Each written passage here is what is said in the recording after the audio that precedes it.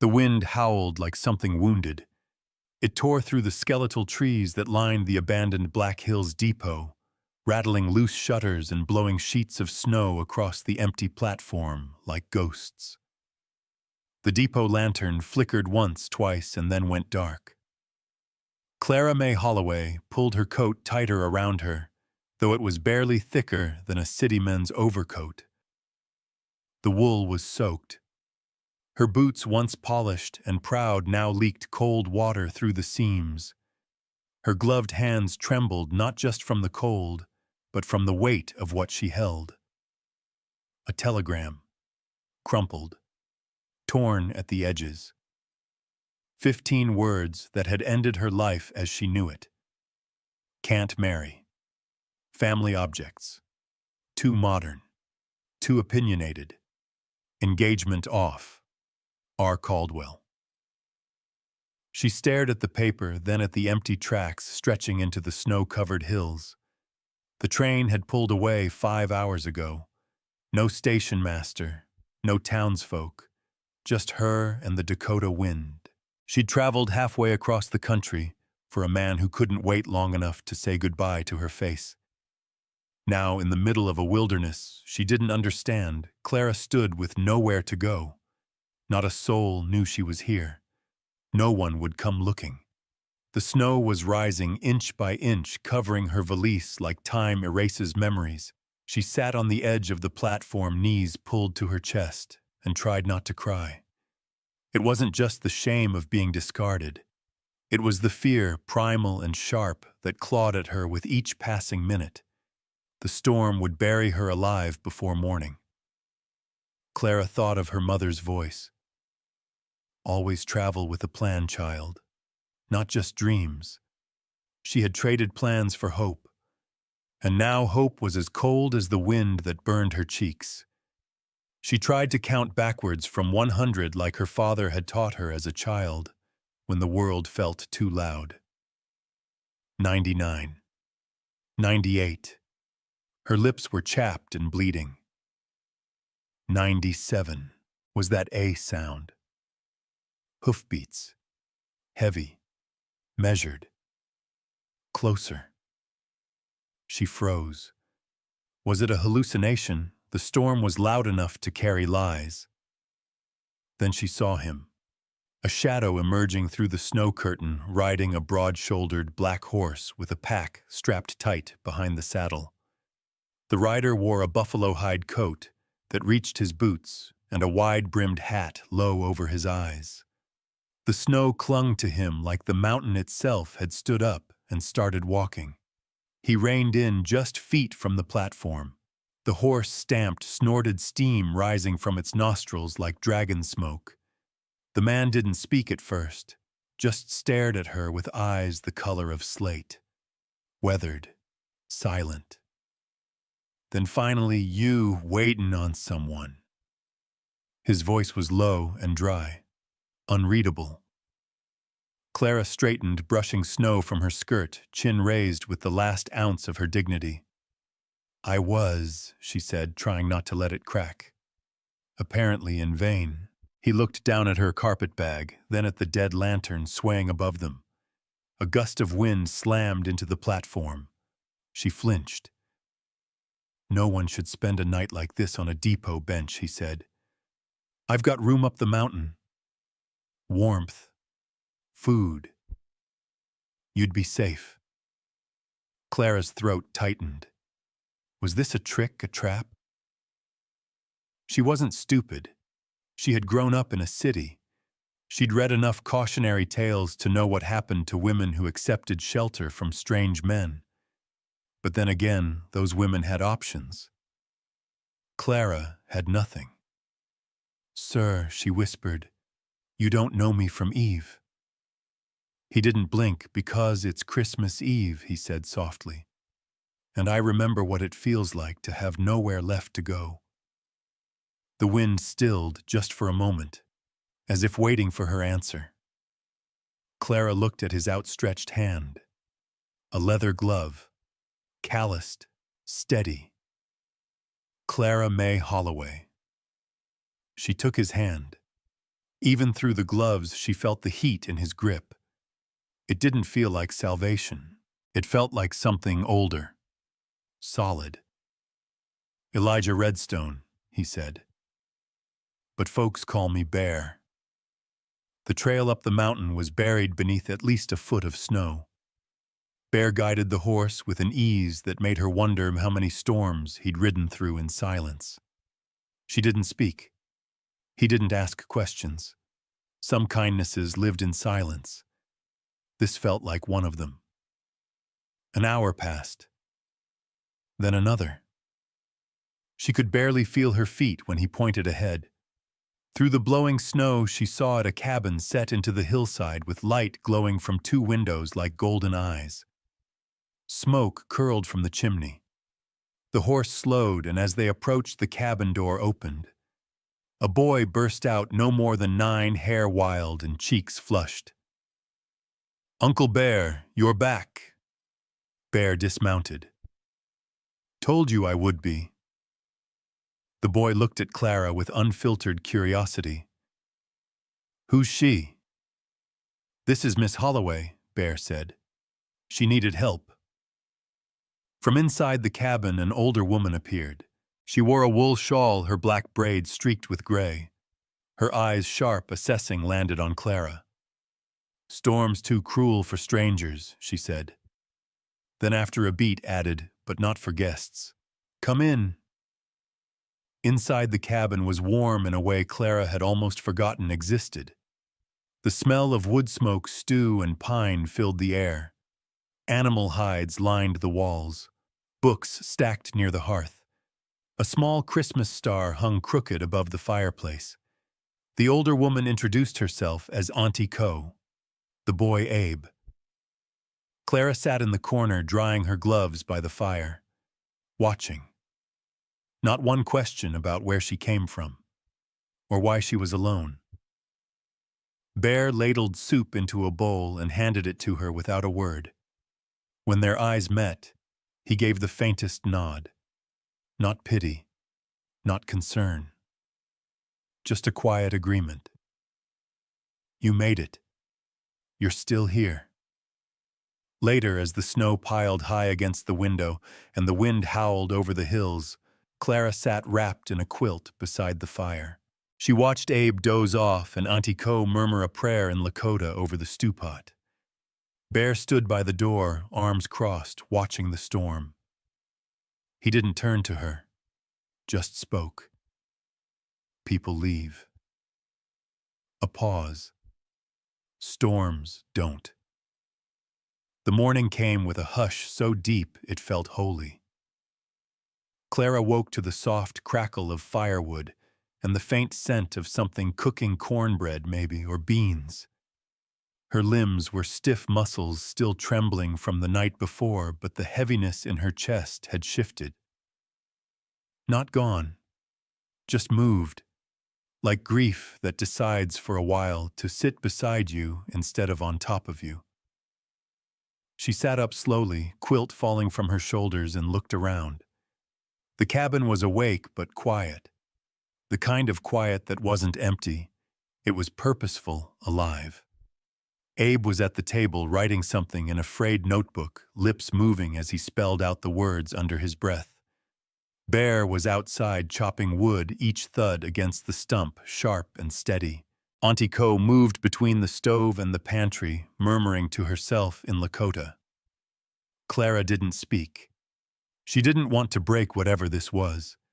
Instead, she reached for her boots, still damp from the night before, and pulled them on with a wince. Her toes ached. Her pride ached more. She stepped lightly toward the kitchen, nodding toward Auntie Co. "Good morning," she offered, voice quiet.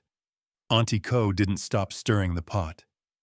"You sleep like someone who hasn't felt safe in a while." Clara blinked. "That's accurate." "You're safe now," the older woman said, not unkindly. "But safety ain't permanent.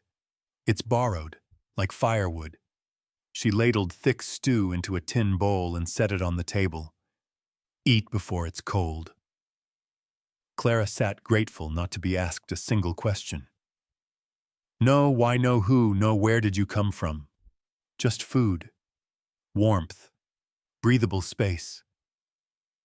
Abe looked up at her. You from Chicago? Clara paused, surprised. Yes. How did you... I read the tag on your bag, he said, grinning like he'd cracked a case. Chicago's real far. They say the buildings scrape the sky. They do, she said, smiling despite herself. And the wind there bites just as hard. Abe nodded solemnly. I want to go there someday. You'd hate it, Bear said from the door, stamping snow off his boots. No trees, no space to run. Streets stink worse than mule sweat. Clara laughed. He's not wrong. Bear met her eyes briefly, then moved to hang his coat. His presence was like the wind before a storm, quiet, but always there pressing on you. Figured you'd want a bath, he said. Water's warming in the back. Co boiled it. Clara's face flushed. That's very kind. It's not kindness, Co interjected. It's hygiene. After breakfast, Clara bathed quickly, grateful for the modesty of the partitioned washroom and the simple luxury of hot water. She scrubbed the grime of travel off her skin, and with it some invisible weight she hadn't realized she'd been carrying. When she stepped out, hair damp and tied back, the cabin was bustling in its own quiet rhythm. Abe had already taken to her, peppering her with questions about trains, cities, books. Clara responded gently, finding pieces of herself again, in the act of teaching, even casually. She sat beside him at the table and noticed his penmanship was uneven but passionate. She reached over, adjusting his grip. Like this. It gives you better control. He blinked. You were a teacher, she hesitated. I was. Are you still? I'm not sure, Clara said honestly. Bear watched her from across the room. He was sharpening a knife by the hearth, but his eyes were on her. Studying. Weighing. Man's not just what he is, he said almost to himself. It's what he chooses to keep being. Auntie Co looked up from mending a torn blanket and added, Ain't much, but it's warm, and warm can save a life. Clara turned toward her. What did you say? Co didn't look up. This house. Us. It ain't fancy. It ain't polished. But it's got warmth. And warmth saves people more than words ever did. Clara let that sit with her. She glanced at the fire, at Abe's determined handwriting, at Bear's quiet hands. She nodded. It already did. Later that day, Clara offered to help with chores. Bear gave her a skeptical look. You know how to split kindling? No, she admitted. He handed her a small axe. Learn. He didn't hover, didn't correct her, just showed her once and left her to it. By mid-afternoon, her arms ached and her pride was bruised all over again, but she had a pile of kindling and a grin she hadn't worn in weeks. City girl's tougher than she looks, Bear said, passing her with an armful of firewood. Clara smirked. City girl's full of surprises. That evening over supper, Clara helped set the table, watching how this house, though small, breathed like something alive. Everything had its place, its rhythm. They didn't say grace the way she'd grown up saying it. Instead, Auntie Co placed her hand on the table, palm down, and spoke a single phrase in Lakota. The others followed. Abe glanced at Clara, whispered, It means thank you for another day. Clara mimicked the gesture. She didn't know the words, but the meaning settled in her bones. After supper, she helped Abe with his reading, sitting shoulder to shoulder with him as he stumbled through Robinson Crusoe. Bear listened quietly from the chair near the fire, whittling a piece of cedar into something shapeless but smooth. When Abe finally nodded off with his face in the book, Auntie Co scooped him up and took him to bed, grumbling, "Boy sleeps like he ain't got a spine." Clara smiled and began gathering dishes. Bear stopped her. "You've done enough," he said. "Sit." She hesitated, then sank into the seat opposite him, close enough to feel the fire. There was a long pause. Finally, Clara spoke. "Why did you really bring me here?" He didn't look at her, just turned the wood in his hands. "Because nobody should freeze to death waiting for someone who ain't coming." Clara's voice went quieter. "You don't even know me." "I don't need to. I saw you." She looked into the fire. "Back east, she said I was someone. Someone useful. Someone with a place, and then I wasn't." Bear nodded slowly. The world has a habit of chewing folks up and calling it progress. They sat in silence after that. Not awkward, not even heavy, just still. When Clara finally stood to retire, Bear said, "You'll stay as long as you need." And after that, she asked, "We'll figure it when we get there." In her room, the cot was narrow, but the blankets thick. Clara lay awake, staring at the rafters, the wind pressing against the cabin like a question. She thought of the depot, the telegram, the life she thought she'd be living. Now here she was, somewhere she'd never intended to be, surrounded by strangers who were beginning to feel dangerously like something closer. She thought of Abe's questions, Co's quiet strength, and Bear's steady voice. "Ain't much, but it's warm, and warm can save a life." Clara wasn't sure yet if she believed that, but she wanted to. The next morning, Bear tells her they're riding into town. She feels the tension rise in her stomach like smoke. She doesn't know what's waiting in Dagger Creek, but something in her bones says this will be the chapter where her past catches up, and where she finds out if she still belongs anywhere at all. The horse rocked gently beneath her as Clara clutched the pommel, her gloved fingers stiff from cold and nerves. The trail into Dagger Creek wound through narrow cuts in the hills, the snow packed down from wagon wheels and the passage of elk. Pines stood like sentinels in the morning frost, whispering secrets in the wind. Ahead of her, Bear rode in silence, his wide shoulders hunched slightly beneath his buffalo hide coat. Abe sat behind him, bundled tight, chattering away about church picnics and winter apples, and whether or not Clara had ever seen a real train robbery. She smiled politely, but her stomach twisted with each hoofbeat. The closer they got to town, the more that old familiar dread returned, a feeling she hadn't missed since she left Chicago. She hadn't thought she'd be afraid of a town, but towns had people, and people had questions. She wasn't ready for questions. They reached the outskirts of Dagger Creek before noon. Smoke curled from chimneys and church bells rang clear across the snow-crusted rooftops. The town was small but not lifeless, 3 streets, 2 saloons, a general store, and one whitewashed church with frost on its steeple. Clara dismounted with effort. Her legs ached from the ride, her skirt stiff with cold. Bear offered a hand. She took it without hesitation.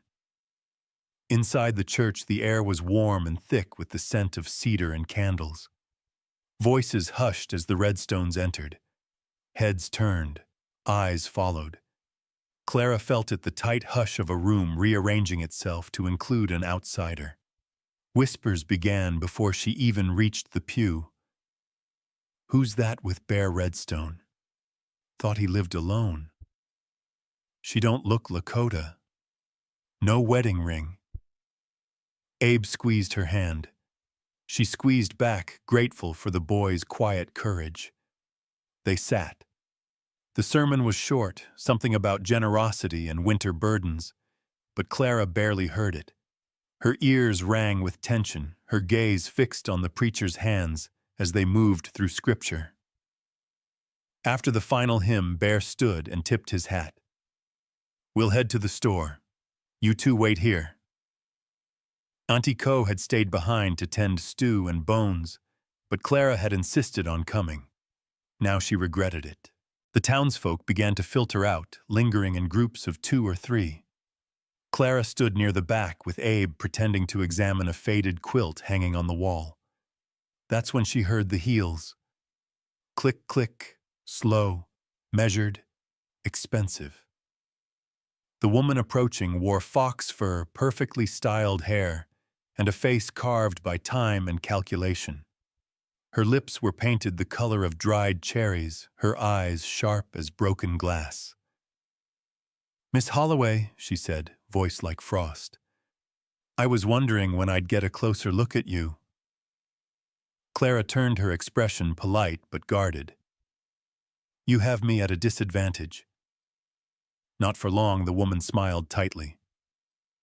"Victoria Crosswell.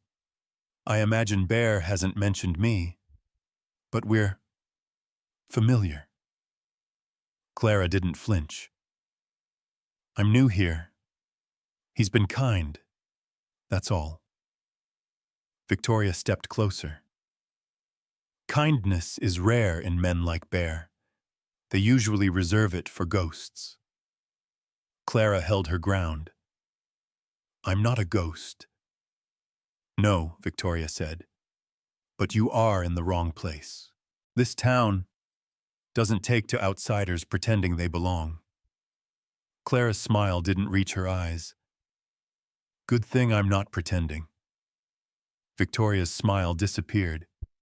Before anything else could be said, a voice interrupted them. "Well, damn if it isn't a full moon." Victoria hissing at someone who ain't even scared. Both women turned to see a short, round woman approaching, cheeks red from cold arms laden with parcels. She had wild curls under a knitted cap and a grin like she'd seen too much and learned to enjoy it. "Maggie Lou," Victoria said coolly. "Maggie Lou Bouchard," the woman corrected. "And I don't believe we've met properly, Miss Holloway. I sell the only real coffee in this place and the best damn cinnamon buns west of the Missouri." Clara offered her hand, which Maggie took with both of hers. Victoria narrowed her eyes. "You'd do well to choose your company carefully." Maggie laughed, full and unapologetic. "And you'd do well to stop wearing foxes that ain't yours." Victoria turned and walked away, her heels biting the floor like teeth. Maggie turned to Clara. "That woman's got more secrets than a graveyard. Don't let her sink claws where they don't belong."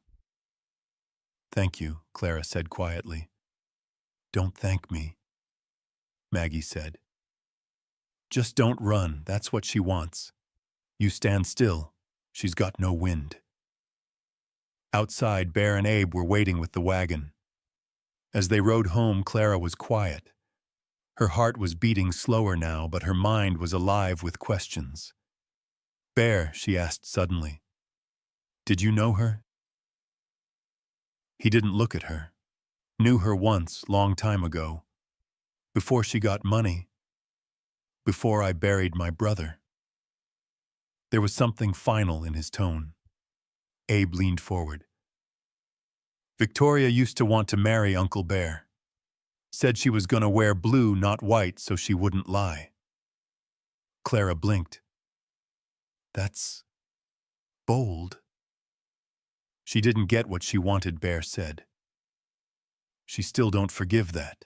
They rode in silence for a while. The sun was dipping, casting long blue shadows over the snow. "Who was your wife?" Clara asked softly. "If it's not too much." Bear didn't answer right away. His grip tightened on the reins. "She died before she ever got to hold her baby," he said. Clara's breath caught. "I'm sorry." "She was strong," Bear said. "Stronger than me in most ways. Went into labor early alone. I was out on the ridge. Took me 3 hours to get back. Co did everything she could, but he trailed off. Abe's not mine by blood, he added, but he's mine all the same. Clara turned to see the boy asleep, cheek pressed to Bear's back, trusting him with everything. Blood doesn't make a man, she said. Bear looked over at her eyes, softer than they had been all day. Neither does guilt. But we carry both. They arrived home as the sky turned lavender. Smoke curled from the chimney. Co stepped out, nodding silently, before returning to the hearth. That night, Clara helped prepare supper. Co let her slice root vegetables and handed her a worn apron without a word. They worked in a rhythm that needed no instruction. Later, as the fire cracked and Abe curled up near the flames, Clara stepped out onto the porch. The stars above were so many they looked like ash scattered across black silk. Bear stood there, already arms crossed, watching the woods. "Why did she come after me like that?" Clara asked. "Because you're new and calm, and not scared." "I was scared, but you didn't run." They stood in silence a moment longer. Clara finally whispered, "I don't know what I'm doing here." Bear's voice was quiet. "Neither do I. But maybe that's the point." When Clara went to bed that night, she lay beneath the quilt and stared at the ceiling, the ghost of Victoria's voice still clinging to the corners of her thoughts. But it wasn't fear that kept her awake. It was the knowledge that something had changed in Bear's eyes when he spoke of his wife. And in her own heart, too, some chord struck low and unexpected. Tomorrow she would learn just how much unfinished business lived in these hills, and how far certain people would go to keep the past buried. The snow had crusted over in the night, forming a brittle skin across the trail. Every step the wagon took toward Dagger Creek cracked through it, shot with a soft crunch, like glass breaking beneath wool. The sun hadn't yet warmed the hills, and breath still hung heavy in the morning air. Bear didn't speak. He rarely did on town days. Clara sat beside him on the wagon bench, bundled in one of Auntie Co's thick wool shawls. Abe rode in the back legs, swinging as he hummed tunelessly to himself, tracing invisible letters in the frost on the sideboards. Clara kept her eyes forward. She hadn't planned to come back to town so soon. After the encounter with Victoria Crosswell at church, her instinct had screamed to stay away. But Bear had mentioned a shipment waiting for pickup Salt Nails flour, and Co had gently suggested Clara see Maggie Lou again. Not just for friendship, Co had said. For roots. Clara understood what she meant. A woman who's left behind everything city, career, family needs something new to hold on to. Something that isn't just borrowed warmth and passing kindness. They passed the church first. The steeple was still frosted white bell, silent. Then the saloon with its swinging doors, slightly ajar even this early. Across from it, the general store. Bear pulled the wagon to a halt outside it and hopped down, offering Clara a hand. "I'll fetch the goods," he said. "You want to visit Maggie?" Clara hesitated, then nodded. "I'll meet you back here." As she stepped off the boardwalk and onto the snow-packed main street, she noticed how people turned just slightly. Eyes flicked up. Conversations dipped mid-sentence. Some nodded politely. Others looked through her. It didn't matter how many books she'd read, how many lectures she'd given in front of crowded classrooms back in Chicago. Nothing taught you to endure being stared at like you were a crack in the church wall. She pushed open the bakery door, and the scent of cinnamon and browned butter wrapped around her like a childhood memory. Warm. Safe. Maggie Lou looked up from behind the counter, cheeks dusted with flour. "Well, hell. Look what the wind didn't blow away." Clara smiled. It tried. "Coffee's hot." Sit. Tell me everything. Clara removed her gloves, breathing easier. You were right about Victoria. Maggie snorted. I'm right about most things, especially snakes. They sat at a corner table with chipped mugs of dark roast. Clara told her about Bear's wife, about Abe, and about the strange silence that clung to Bear like a second coat. Maggie listened, stirring her coffee slowly. You're not just passing through, are you? Maggie finally asked. Clara looked into her cup. I didn't plan to stay. No one plans to. But then something roots in you quiet at first. A name. A child. A kindness. Next thing you know, you're setting chairs around a table and calling it home. Clara hesitated. Is that what happened to you? Maggie smiled, soft and sad. Something like that. Before Clara could ask more, the bell above the door chimed. She turned. Victoria Crosswell stood in the doorway, flanked by two men in pressed wool coats. One wore a badge. The other carried a leather satchel. The warmth in the room dropped 10 degrees. Afternoon, Maggie, Victoria said. Her eyes slid over Clara with a practiced precision. Miss Holloway. Still loitering in our little town, I see. I was invited, Clara said calmly. By whom? Victoria's voice was honey over nails. Bear Redstone. A man whose legal claim to his land is, how shall we say, less than ironclad. Maggie stiffened. What's this about? The man with the badge stepped forward. Territorial Marshal Grant. I'm here on behalf of Colonel Thornton, representing land title reviews for the Dakota Territory. He removed a folded document from his coat. The Morrison homestead currently occupied by one.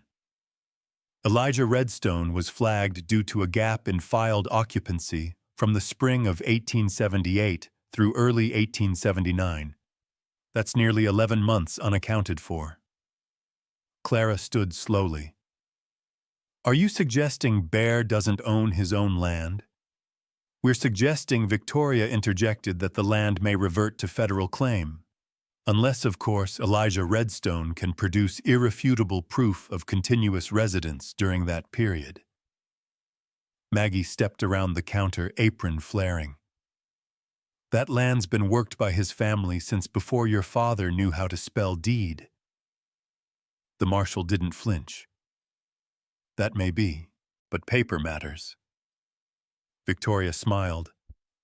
And of course, Miss Holloway's current stay complicates the matter. Clara narrowed her eyes. How so, a woman of uncertain background? No employment, no marriage ties, living under a man's roof with no official position. Some might call that unseemly, especially when land inheritance is at stake. Maggie took a step forward. Say it plain, Victoria. Victoria's eyes glinted. A woman's reputation can be a liability in court. So can a man's when he's keeping one. The room was silent. Clara stepped forward, fists clenched at her sides. You're using my presence to smear Bear, to strip him of land that's been in his family for generations. I'm not using anything, Victoria said sweetly. I'm observing, as any concerned citizen might. The marshal folded the paper and tucked it away. Mr. Redstone has 30 days to provide proof. After that, the claim is subject to reassignment. They turned and left without another word. Clara stood frozen. Maggie touched her arm. You all right? Clara's jaw was tight. No. Good, Maggie said. Angry women move mountains. When Clara returned to the wagon, Bear didn't ask what happened. He'd already seen the marshal riding out. She handed him the folded notice without a word. He read it, face unreadable. I'm sorry, she said softly. You didn't do this, but they're using me. He finally looked at her. We'll find a way. Clara wanted to believe him, but her mind was already racing. How do you prove someone was present 17 years ago? Who would testify? What records existed? The ride home was quiet. Not cold, just thoughtful. That night over supper, Ko didn't react to the news. She simply nodded and said, "Then we better start digging." "In the ground?" Abe asked. "In the past," she said. Later, as Clara sat by the fire flipping through a book she couldn't concentrate on. Bear stood by the window, arms folded. "They'll try to make you feel like you're a reason to be ashamed," he said without turning. "I already do," Clara admitted. "Don't. You came here because someone left you. You stayed because you didn't." She looked at him. "Is that enough to fight for?" He finally turned. "It's the only thing that ever was." Upstairs, Abe was already asleep. Ko sat quietly in the corner, stringing beads onto leather, the rhythm as steady as breath. Clara looked into the fire and repeated Bear's words in her head. You stayed because you didn't.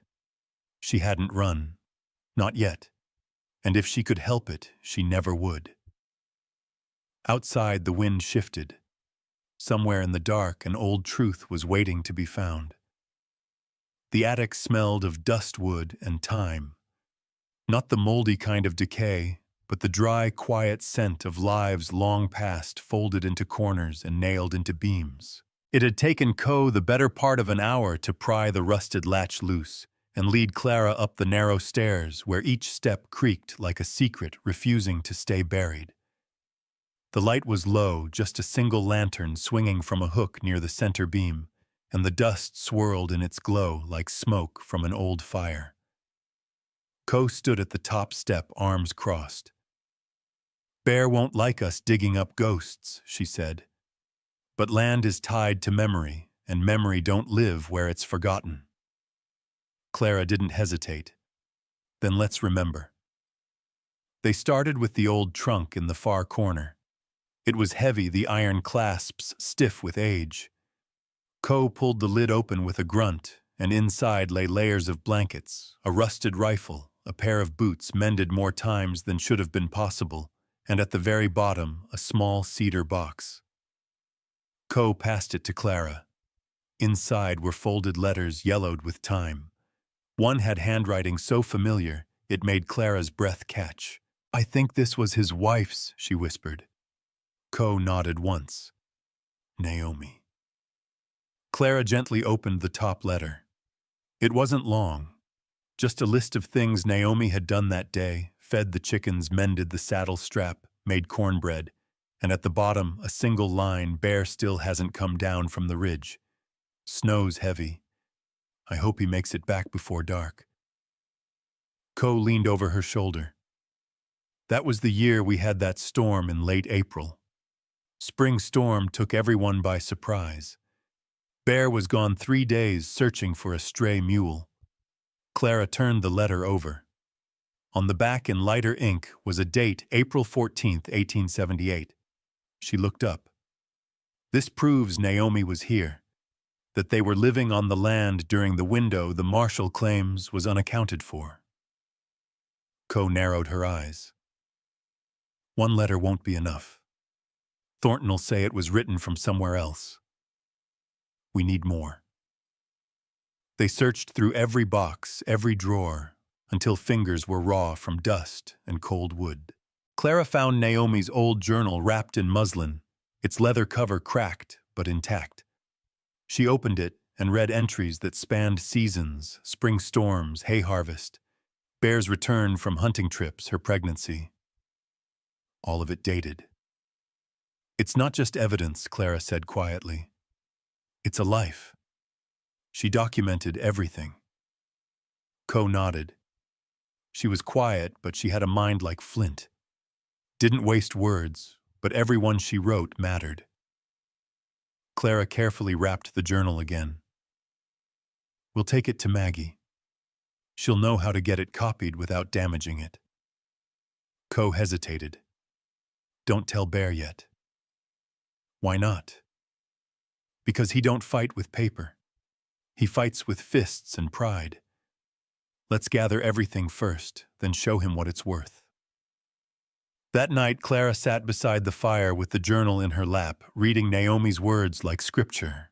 The entries painted a picture of a woman who loved fiercely and quietly, who built warmth out of wilderness, who waited for a husband, who always came back, even if late. Bear noticed her quiet, but didn't ask. He sat across the room, sharpening his knife, the sound soft but constant. Abe was asleep in Co's lap, fingers curled around a carved horse.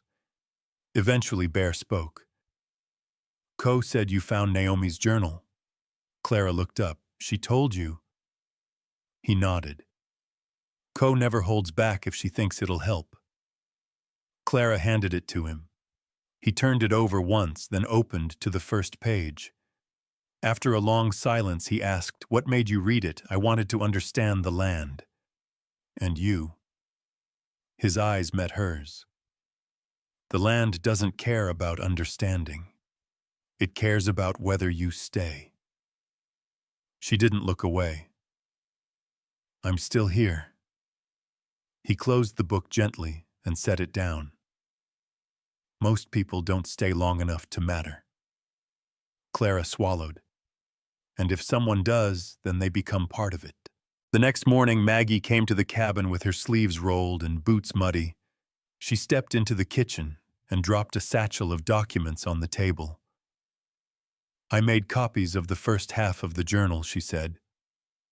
"I'll do the rest tonight." Clara looked at her grateful. "You didn't have to." "Yeah, well, I'm not good at standing still when snakes start hissing."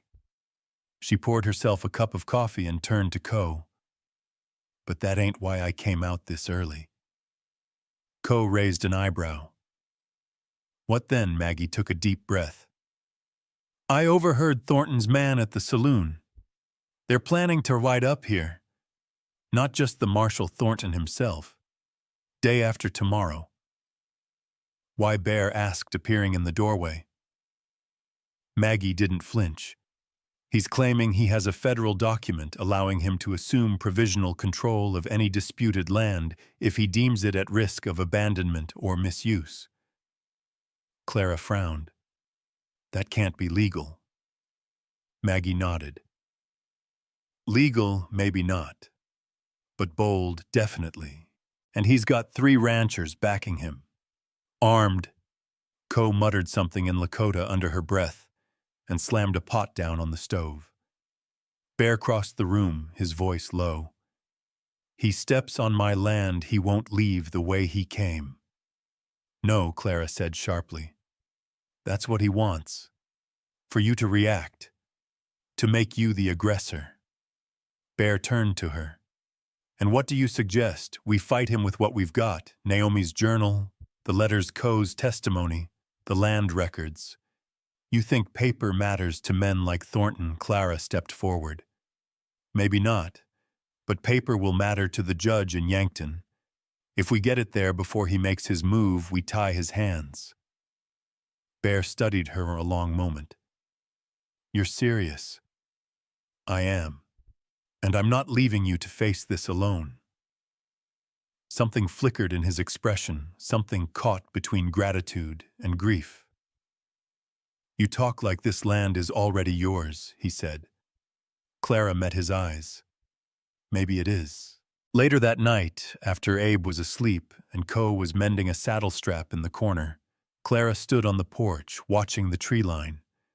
The air was crisp, stars so clear they looked near enough to touch. Bear joined her, arms folded. "You believe this place is worth saving?" he asked. She nodded. "I believe it's already saved me." He was quiet for a long time. Then, with a voice barely above a whisper, he said, "Land can't defend itself. It needs people who remember why it matters." She turned to him. And if those people are women, he smiled, the first real one she'd seen from him, then maybe the land finally has a chance. They stood there in silence, two figures carved out of cold and conviction, as the wind picked up across the hills. The fight wasn't coming. It had already started.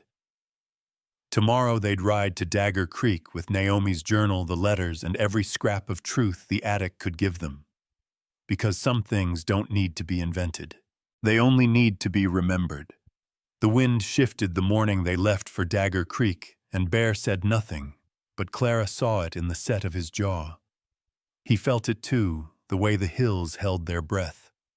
The kind of hush that meant trouble was coming, whether you opened the door or not. They rode early before the sun had fully cracked the frost off the trees.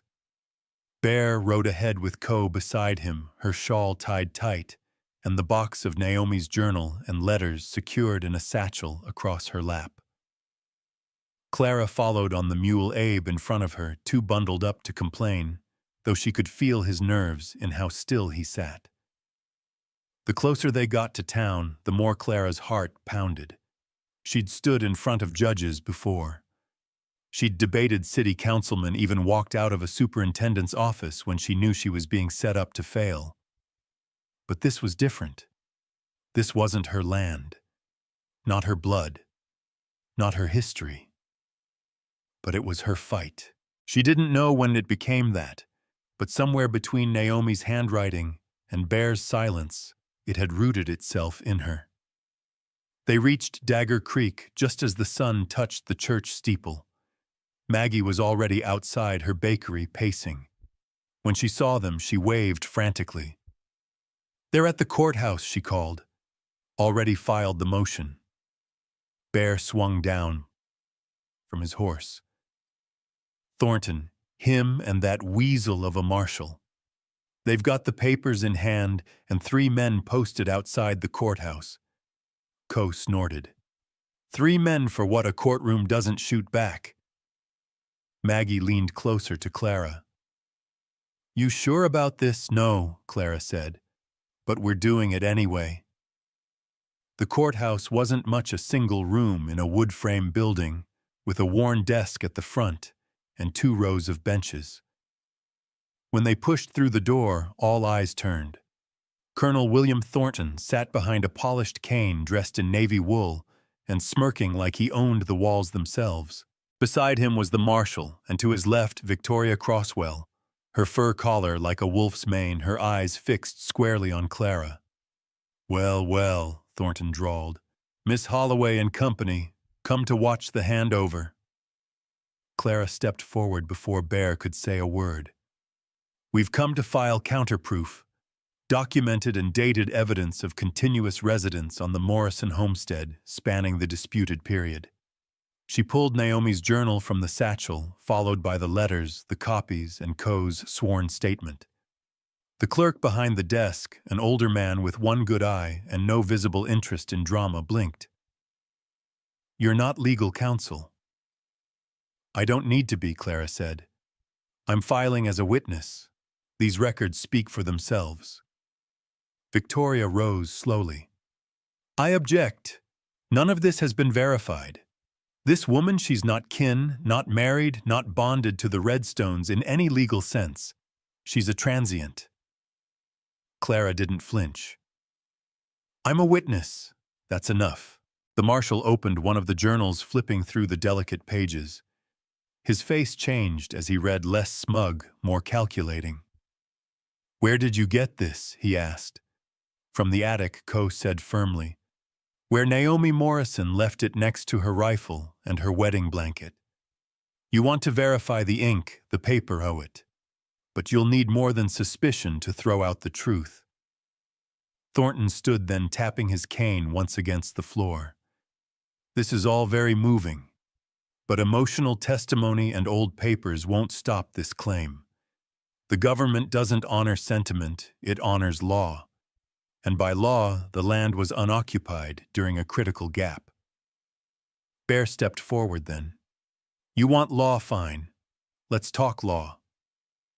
Clara's stomach clenched. She wasn't sure what he was going to say. Bear took the journal from the marshal, flipping to a marked page, and laid it flat on the clerk's desk. She wrote here about the spring flood that washed out the eastern fence. April 1878. Said I was out mending it for 2 days. Said Co burned her hand tending to the fire while I was gone. He turned to the clerk. Ask the blacksmith. He fixed Co's hand back then. Ask old man Gibson we borrowed rope from him to tie down the posts. He looked back at Thornton. You say law matters fine. But law ain't just paper. It's memory. It's witness. And it's truth. There was a pause, thick, slow. Then the clerk cleared his throat. The records will be reviewed. The claim frozen pending verification. Until that's done, no title transfer will be executed. Victoria's lips parted as if to argue, but Thornton touched her arm once firm and shook his head. Clara let out a breath she didn't know she'd been holding. Bear turned to her. You did that. We did it, she corrected. Outside, the cold slapped them like a reminder. Maggie was waiting on the porch, eyes wide. You stopped him, for now, Co said. Now we dig deeper. Thornton won't give up with one hearing. Back at the cabin that evening, the warmth felt heavier earned. Clara sat beside the fire, Naomi's journal in her lap. Abe was at the table writing again, copying lines from the old entries in thick, childish print. Co hummed to herself as she stirred stew. Bear stood at the window looking out into the trees. Finally, Clara asked, Do you think it's enough? He didn't turn. For now. But what if he finds another way, then we find another truth? She nodded slowly. I didn't know land could carry this much weight. Bear turned then. Land doesn't carry it. People do. She met his eyes. Then we'll carry it together. He looked at her for a long moment. Then quietly he said, Truth ain't a thing you find. It's a thing you hold even when it hurts. Later that night, Clara wrote her own entry in the last blank page of Naomi's journal. Today we held the line. Tomorrow we hold it again. Outside, the wind moved through the trees, soft and steady. But it didn't sound like warning this time. It sounded like promise. The snow had begun to melt in patches by the end of the week, revealing the raw bones of earth beneath. Clara stood by the paddock fence, watching as Abe tossed feed to the chickens, his movements quick and focused. The boy had been quieter since the courthouse hearing, more aware. Clara could feel it, that shift in him. Like he'd heard the rumble of something grown up, and realized the world didn't always wait for you to be ready. Bear came up beside her, wiping his hands on a rag. He didn't speak right away. He didn't need to. Co's been cataloging everything Clara said, keeping her eyes on Abe. She's working like we're building a museum. Bear nodded once. That's her way. She thinks memory is armor. Clara smiled faintly. Then I hope she's building a wall high enough to stop a cannon. He grunted. You still worried I think Thornton's the kind of man who takes losing like a cut he won't let scab. Bear looked out at the woods. You're not wrong. They fell into silence, the kind that had become easy between them. Comfortable. Then a sound broke it. Not loud. Not close, but distinct. A crack. Clara straightened. Bear raised a hand, quieting everything around them. Even Abe stopped mid-step. Another crack. Then a rustle. Then a voice. Don't shoot. I'm coming out. From the tree line emerged a man covered in layers of fur and grime, carrying a battered pack and a rifle that looked older than the hills. His face was weathered and half hidden by a wild beard, but his eyes were sharp beneath the mess. Mornin', he called. Didn't mean to spook no one. Bear didn't lower his guard. "You're a long way from nowhere." "I live in nowhere," the man said with a grin. "Name's Wit. Folks call me Mountain Man, though I ain't no man of the mountains, really. Just the valleys in between." Co stepped out onto the porch with her shotgun cradled in her arms, but she didn't raise it. Clara narrowed her eyes. "You here on accident, not quite." He pulled a folded sheet of paper from his coat. "Saw this nailed to a post on the ridge. Thought maybe you'd want to know what kind of company's looking for you." Bear took the paper and unfolded it. His face went still. Clara leaned in. It was a wanted poster. "Assisting with fraudulent claims. Harboring land trespasser. Bear Redstone. Reward $100 dead or alive." "What the hell is this?" Clara whispered. Wit spat into the snow.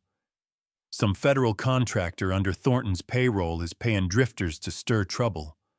Saw one of these nailed to a pine less than 10 miles from here. There'll be more. You best watch your back." Bear's voice was ice. "You working for him?" Wit looked genuinely offended. "Ma'am, if I worked for men like Thornton, I wouldn't smell like muskrat and birch smoke."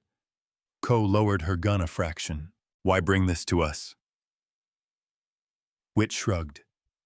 "Maybe I've seen too many good people lose their homes to men with smooth suits and false maps. Maybe I'm bored. Maybe I just like watching bullies lose." Bear stared at him a moment longer. Then he folded the poster and shoved it into his coat. "You hungry?" Wit grinned. "Always." Inside, Clara moved around the kitchen, hands shaking as she chopped onions. The smell stung her eyes. Or maybe it was something else. Wanted. Reward. Dead or alive. This wasn't just paper and courtrooms anymore. This was violence looming. Co set out bowls like she'd done it 1,000 times. Wit took his stew with thanks, sitting on the floor, like a dog let in from the cold.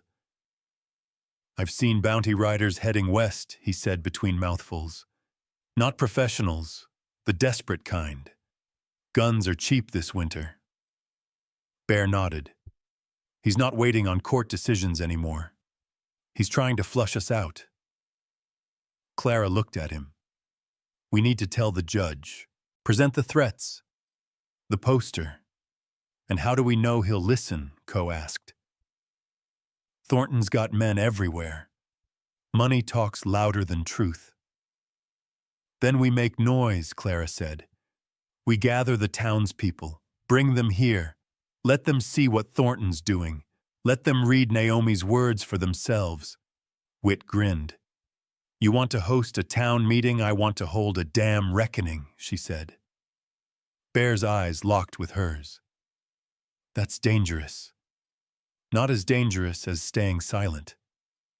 For the rest of the day, they rode into town in pairs. Bear and Co went first, quiet as fog. Clara followed with Abe and Maggie, who volunteered to rally folks from the church and bakery.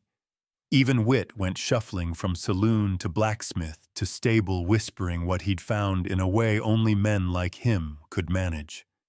By dusk, the Redstone home was lit with lanterns. Clara cleared the table and laid out the journal. Co stacked the letters beside it.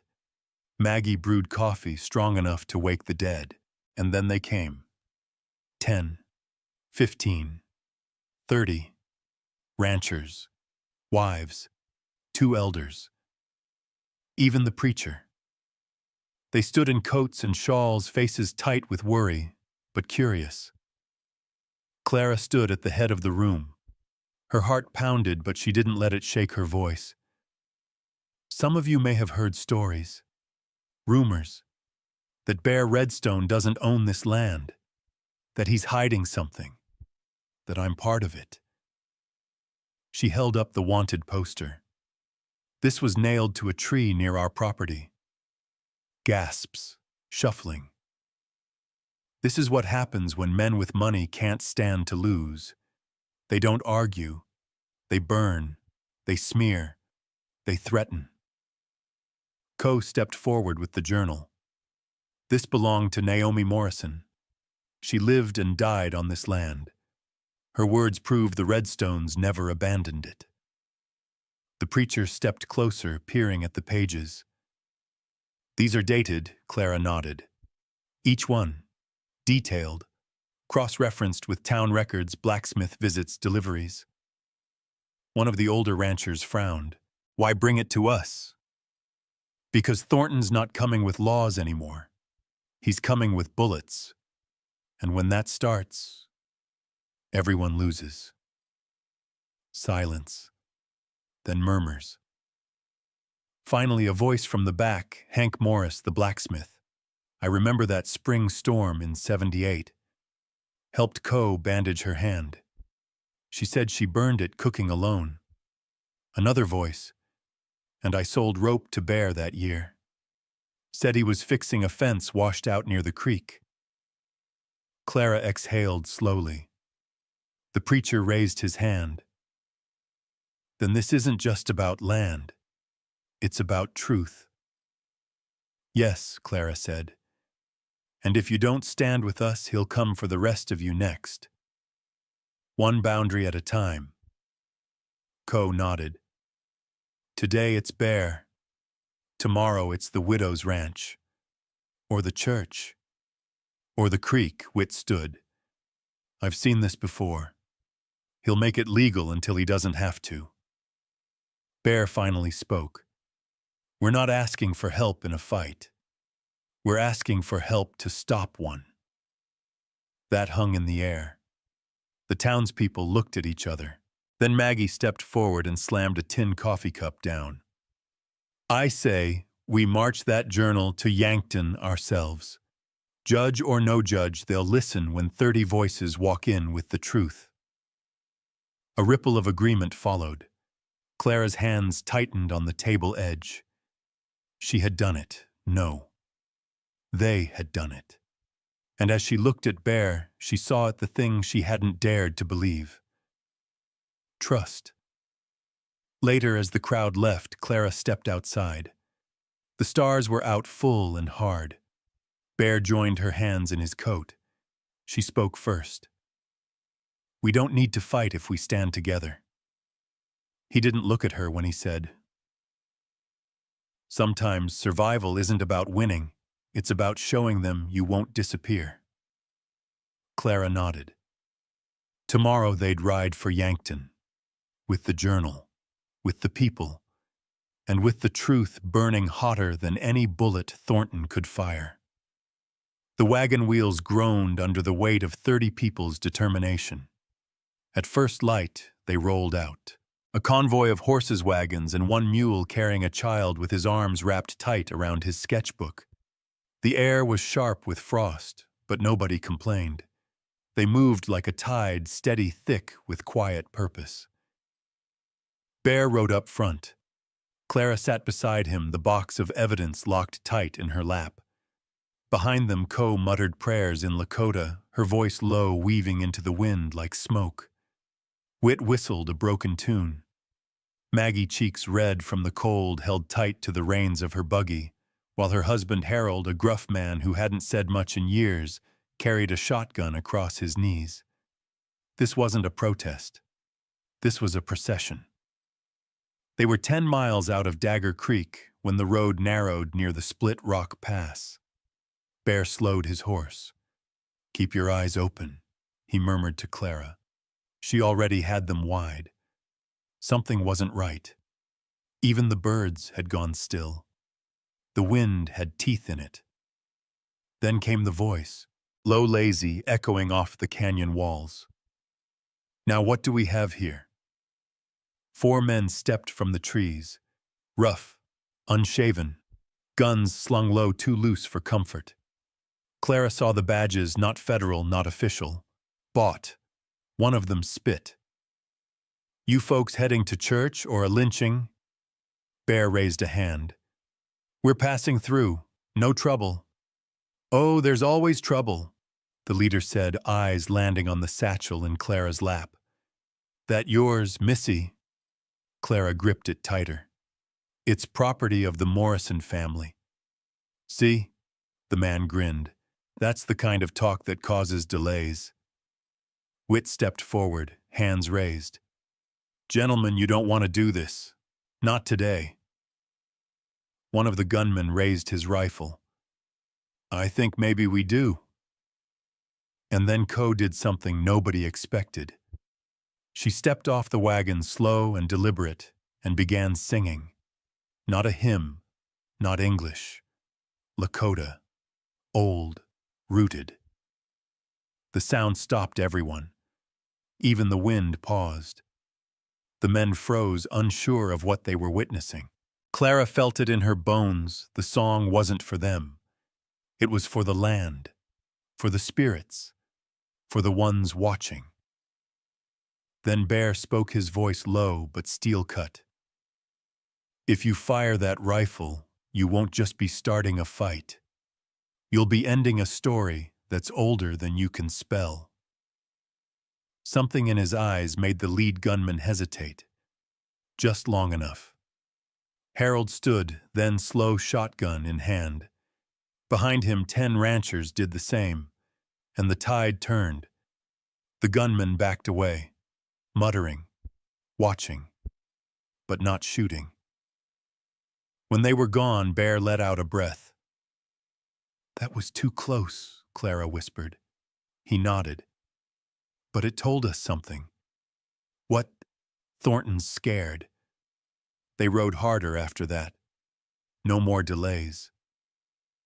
When they reached Yankton by dusk, the courthouse was still open. Tired clerks, cold coffee, but the moment 30 people filed in, everything stopped. Bear handed over the journal. Co gave her statement. The others added their voices. Whit even spoke, surprising everyone. By the time they left the courthouse, the sun had dipped below the horizon, and the town was wrapped in firelight and snow.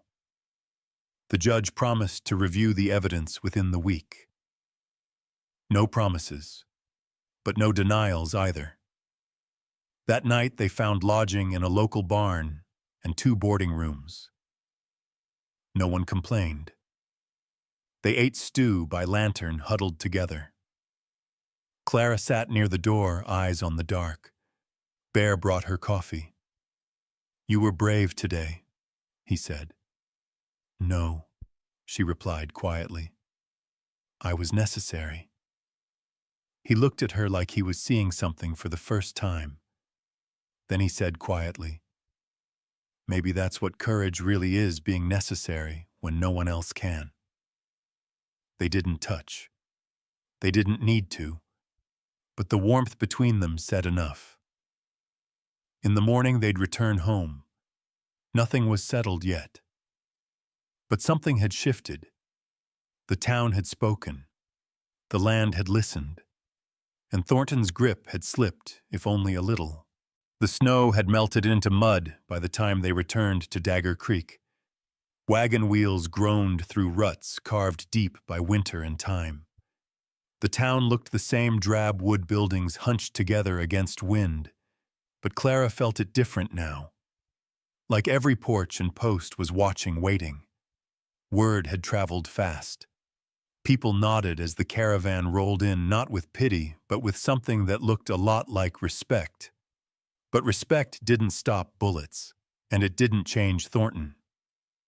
Co was the first to sense something off. As they turned onto Redstone land, she leaned forward on her saddle, eyes narrowing. The fence by the east ridge, do you see that? Clara followed her gaze. The posts had been pulled out. Clean, straight, a line drawn through dirt and property. Bear rode up, his face thundercloud dark. They marked a claim, he said. Maggie's voice was sharp. While we were gone, they didn't just mark it, Co added. They trespassed. Whit slid off his mule and crouched beside one of the broken posts. Boot prints. At least 4 sets. Heavy ones. One of them was dragging something. Clara looked toward the barn. Check the livestock. Bear didn't wait. He took off in a sprint. By the time she reached the barn, he was standing in the doorway, fists clenched. "Gone," he said. "The heifer, the mare, 2 crates of feed." Whit whistled low. "This ain't no warning. It's provocation." Clara's blood ran cold. "They're trying to force our hand." Coe said flatly, "They want Bear to break the law so they don't have to pretend anymore." Bear looked at her. "They want a fight. And they're going to get one if they touch that well," Coe replied. Clara turned. "The well," its old Bear said, "dug by Naomi's father, sits right on the edge of the property line."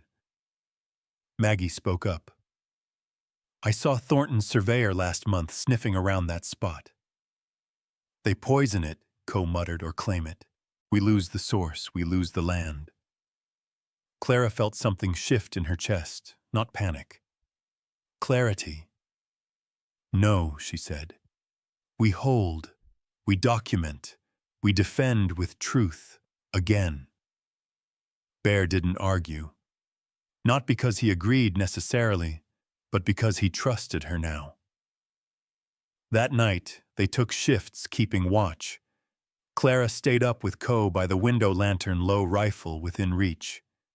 She was bone-tired, but sleep wouldn't come. The injustice clanged in her ribs like iron pots rattling in a storm. "How did you survive all those winters alone?" she asked Coe. Coe poured tea from a dented kettle. "You stop waiting for someone to save you." Clara sipped, and Bear Coe smiled faintly. He was always too proud to ask for help, but not too proud to bleed for the things he loves. They sat in silence for a while. Then Coe said softly, "You love him, don't you?" Clara didn't answer at first. Then she whispered, "I don't know when it started." Coe nodded like she understood. "Love's quiet, like snow, covers everything before you know it." The next morning, Bear came in from the ridge with fury in his stride. "They dug a stake right through the well cover," he said. "Wood marked with federal letters." "Official?" Clara asked. "No, but enough to make someone believe it." They gathered everyone by the barn, Maggie, Whit, Harold, even a few of the ranchers who'd ridden to Yankton. Abe stood by Clara clutching a sketch of the well. It was good. Sharp. Clara turned to him. "You drew this yesterday?" He nodded. She looked at the others. "We submit it." Bear frowned. "A drawing, no. A statement. A record. The journal may be Naomi's truth, but this is Abe's. We show the judge that generations are invested in this land, that this isn't just a border. It's a life." Bear exhaled through his nose. "All right." They bundled the sketch, a signed affidavit from Coe, and a notarized statement from Maggie about the trespass. Whit rode out to the telegraph office with it all. The judge had given them permission to send evidence directly while the ruling was still pending. That afternoon, Clara sat on the porch while Abe napped beside her and the wind played tricks with the curtains. Bear joined her quiet, as always. "You think it's enough?" he asked. "I don't know," she admitted, "but we're not alone anymore." He looked at her. "I've always fought alone. Not anymore." He nodded slowly, then said, "Sometimes you spend your whole life thinking you're the wall, until someone shows up and reminds you you're also the door." She looked at him, not blinking. "You think I'm the door?" He smiled faintly. "You let the light in." They didn't need more words after that. But the peace didn't last. At dusk, a fire broke out near the western ridge. Fast, intentional. Maggie saw it first orange licking at the sky. Bear didn't wait. He grabbed his rifle and ran. Clara followed with Co, stomping out sparks before they leapt to the barn. Whit and Harold arrived with water. So did half the town. It took 2 hours soaked in smoke and ash, but they stopped it. And there, at the edge of the burn line, they found the matchbox. Government issue. Message received. Co muttered, holding it up. Clara stood beside her, hand wrapped in a wet cloth, eyes narrowed. No, she said. Message returned. Because this wasn't just about land anymore. It was war. And the ground they stood on wasn't just worth fighting for. It was theirs. The next chapter wouldn't be decided in silence, or in fear, or in fire. It would be decided together. The smell of charred pine still lingered in the wind 2 days after the fire. Clara walked the burn line at dawn, boots crunching over blackened earth. It looked like a scar. Not deep enough to cripple the land, but enough to remind it what pain was. Enough to say, we can come back. We can do worse. Bear joined her in silence. He didn't speak, just handed her a tin cup of coffee and stood beside her, shoulders squared toward the woods like he was daring them to move again. They won't stop, she said. No, he agreed. But neither will we. Later that morning, the judge's telegram arrived. The ruling was scheduled in 3 days. Yankton. Final evidence allowed. Thornton had filed a formal counterclaim. No surprise. He's buying time, Co said, and trying to bait you into doing something reckless. Bear looked at Clara. He won't get it. But Thornton had already changed tactics. That night they found the creek dammed upstream. The water barely trickled past the eastern fence. Co shook her head, staring at the dry bed. He's starving the land. And testing our patience, Clara muttered. Whit said nothing, just sharpened his knife slower than usual. They rebuilt the flow with shovels and bare hands. Worked through the night. Bear's palms bled. Abe passed out near dawn, dirt in his hair, whispering about water wheels and river gods in his sleep. No one complained. Not anymore. Tired wasn't the enemy. Fear was, and it was fear they faced when they rode back into Dagger Creek the next evening. The saloon was busier than usual. They expected that. Thornton was holding court again, surrounded by men in crisp coats, voices oiled with whiskey and gold. Clara stepped through the doors like she owned them. Whit beside her, Co behind. Bear came in last, silent as a storm cloud. Thornton looked up, eyes gleaming. Ah, the hero's return. Come to concede. No, Clara said. We came to remind you what truth sounds like. He laughed. You think truth wins in places like this. I think it echoes longer than threats, she said. And we brought enough witnesses to shake the walls. Thornton rose slowly. The room quieted. You've stirred up a lot of sentiment, he said. But sentiment burns out. Just like your barn almost did. Bear stepped forward then. We're not burning. We're planting. Thornton's lip curled. And when the frost comes, Clara answered, then we grow roots deeper than your reach. Silence. Then a glass shattered in the corner. Someone murmured. Whit stepped toward Thornton, slow, deliberate. You don't scare us. And the town's waking up. You feel it. That grip slipping. The marshal entered behind them, hat in hand. He didn't speak, just walked to the bar and poured a drink. But Clara saw his eyes. The shift. The calculation. Back outside, Co exhaled hard. That man's running out of tricks. He's not done, Bear said. But he's exposed. No more shadows. They spent the next day gathering every loose end. Abe rewrote his testimony in larger letters. Maggie collected statements from 3 neighbors who had seen Thornton's men near the ridge.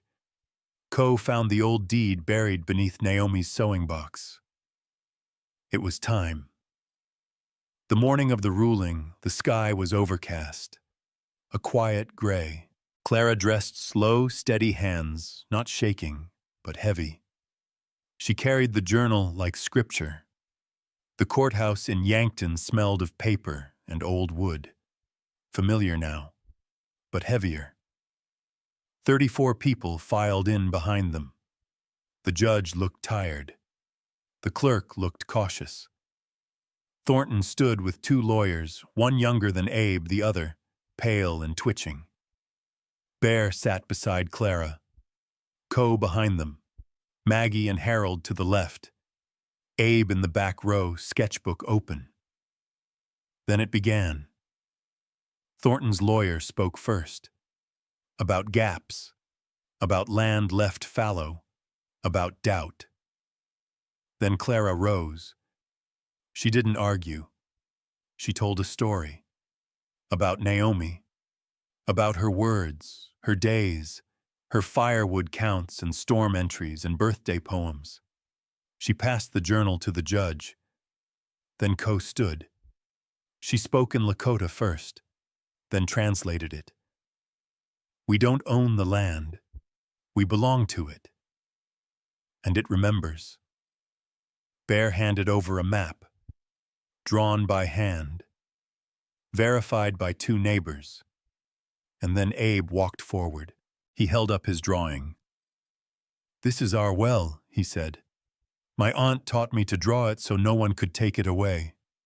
There wasn't a dry eye in the room. The judge cleared his throat, took a long pause. Then he said, "This court finds in favor of the Redstone claim. All counterclaims dismissed. Any further aggression will result in legal consequences." The room exhaled. Clara felt her knees buckle slightly. Bear caught her. Outside, the crowd didn't cheer. They just stood still, soaking it in. Victory didn't always shout. Sometimes it breathed. Clara looked at Bear. He was smiling for the first time in weeks. "You did it," she said. "No," he replied. "We did it." Coe stood beside them.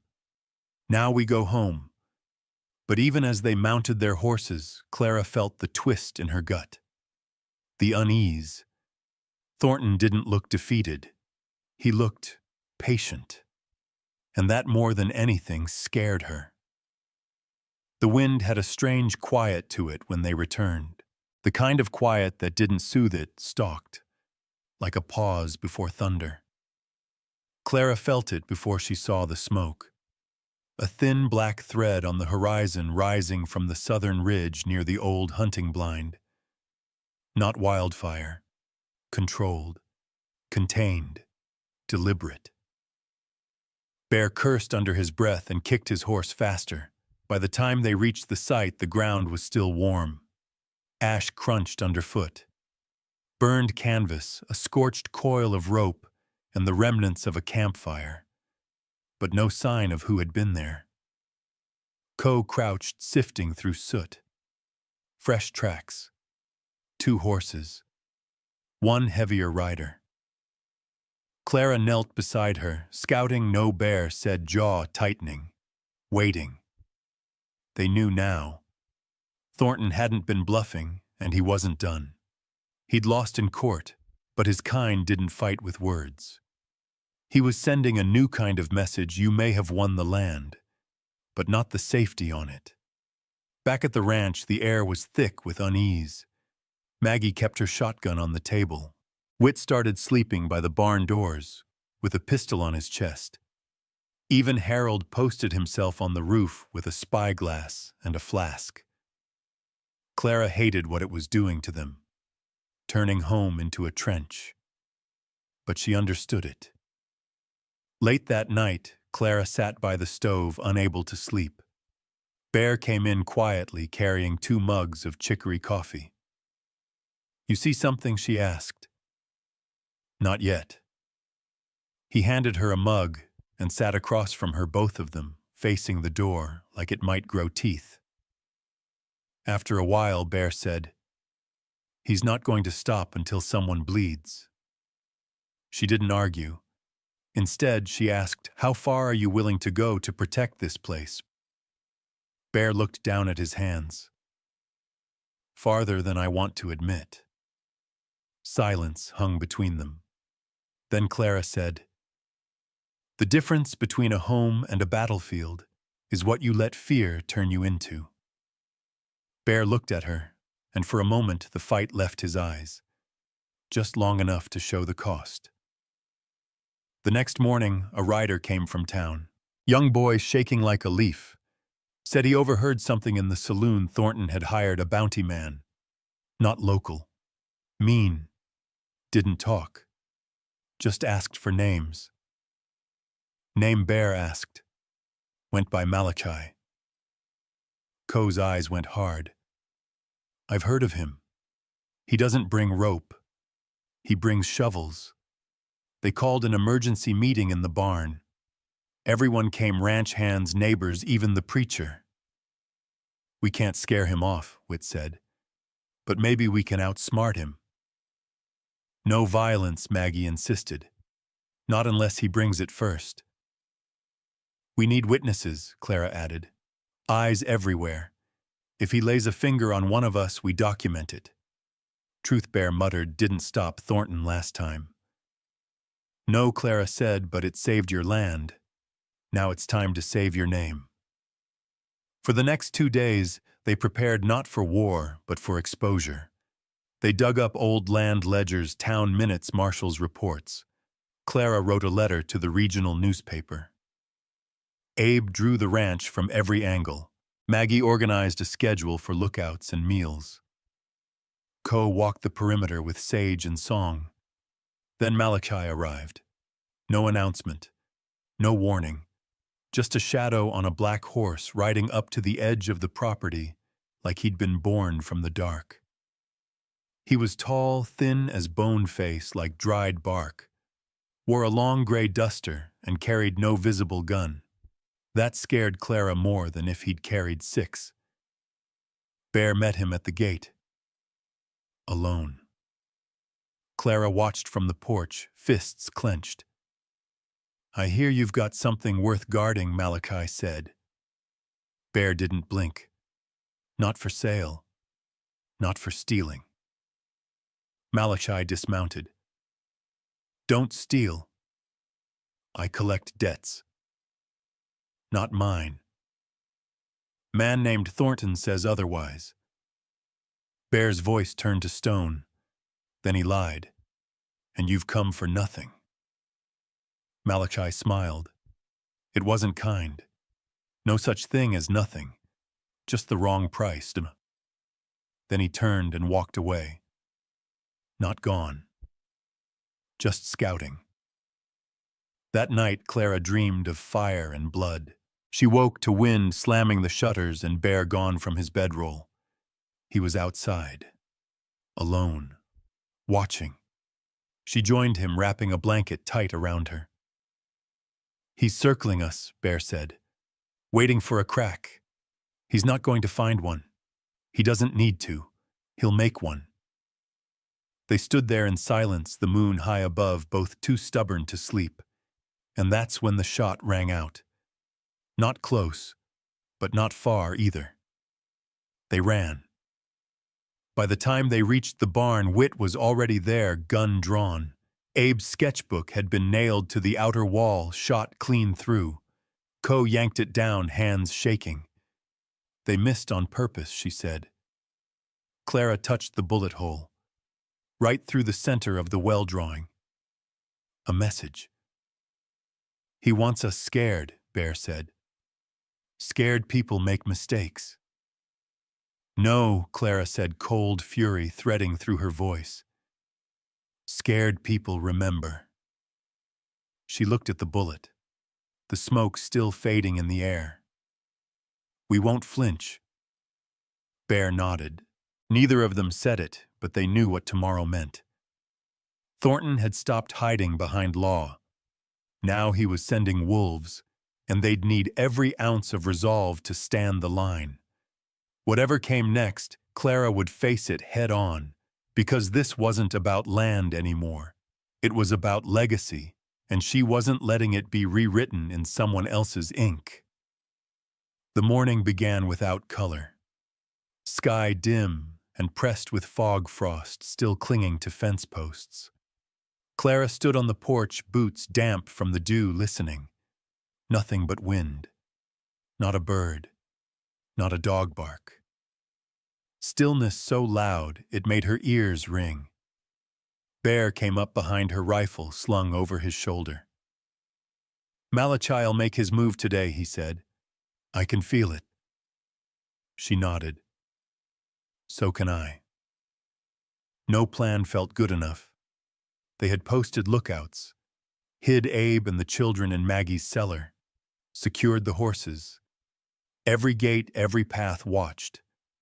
But Malachai wasn't a brute.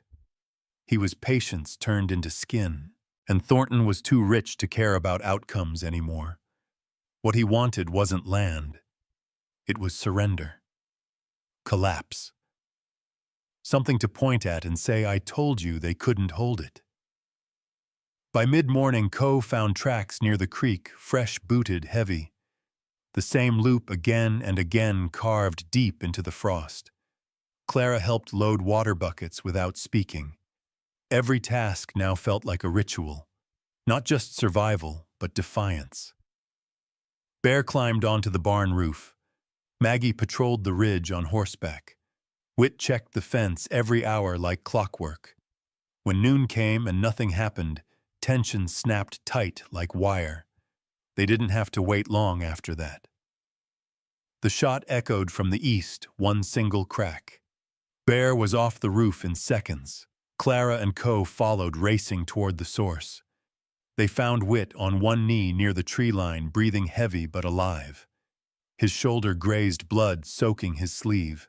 Next to him, the fence had been cut, wire snapped, post toppled. A message with a bullet for punctuation. "He was here," Whit hissed. "Didn't speak, just pulled the trigger." Co helped him stand. "Where did he go?" Whit nodded toward the ravine. "He wants us to chase him." Bear stepped forward. "Then we don't." Everyone stared. "We don't follow him," Bear said again. "We hold the line." "That's what he's trying to break." Clara nodded, heart pounding. "He's trying to divide us, turn one wound into a war." They carried Whit back to the house and reinforced the gates, nailed planks across the lower windows, posted 3 sentries rotating every 2 hours. And then, as the sun began to lower into the clouds, Malachi came walking up the hill.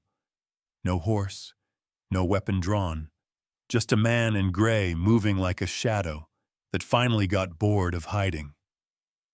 Clara stepped outside before Bear could stop her. "You looking to finish what you started?" she called. Malachi tilted his head. "Depends. You still think this land is worth dying for?" Bear stepped beside her. "You think we haven't already?" Malachi smiled, and it was empty. "You're not wrong. You're just late. Men like me don't come for the land. We come for the cracks. And we don't have any left," Clara said. "Not after all this." Malachi looked at her for a long moment, then to Bear, then to the sky. "I've seen enough," he said. "Not the kind of place that folds." He turned and walked away. Just like that. They didn't cheer, didn't move, barely breathed. Only when Malachi vanished past the ridge did Clara exhale. It wasn't victory like she imagined. No flags, no trumpets. But it was real. The next day, Thornton's men packed up and left town. His counterclaim dissolved without enforcement. The marshal posted a notice on the saloon door, all Redstone land disputes resolved. Federal oversight confirmed. People came by to shake hands.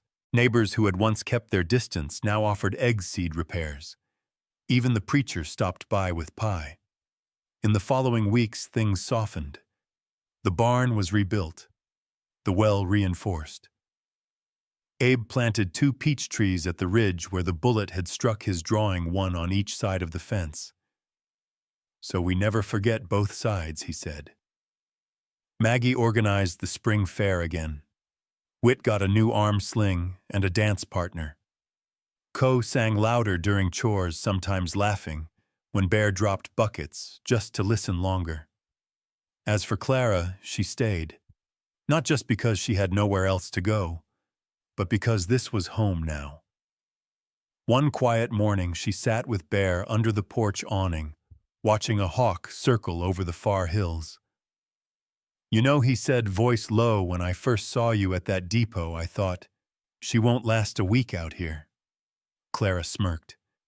"You almost left me." "I did. But you didn't." "No," he said. "You made me believe there was still something worth showing up for." She looked at him, that steady man made of old wood and stubborn earth, and said, "Maybe that's all we're ever doing, showing up for each other." Bear took her hand. No flourish, just certainty. And that was the heart of it. This land had seen fire, blood, lies, loss. But it had also held, because enough people had said, "Not today, not here." The story they carved into the soil wasn't about revenge or victory. It was about the kind of strength that doesn't shout, doesn't chase.